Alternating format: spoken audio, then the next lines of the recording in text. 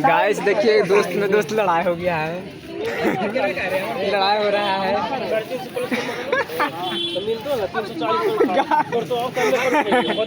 गोलुआ लड़ाई कर दिया है दोनों मिलके, गोलुआ को पिछवाड़ा लटा गया है।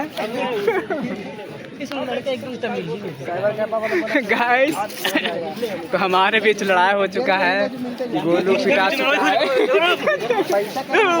अरे अब लड़ाई नहीं कर रहा, कबड्डी हो चुका है, कबड्डी कबड्डी कबड्डी कबड्डी कबड्डी कबड्डी कबड्डी कबड्डी कबड्डी कबड्डी कबड्डी हो रहा है।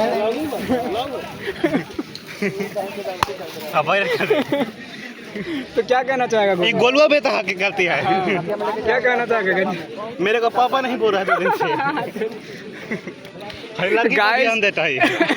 गाइस गोलू का ऐसा लक्षण है कि पिटाने का लक्षण था, इसलिए इसको पीट दिया गया है। वो उसको डाल दी।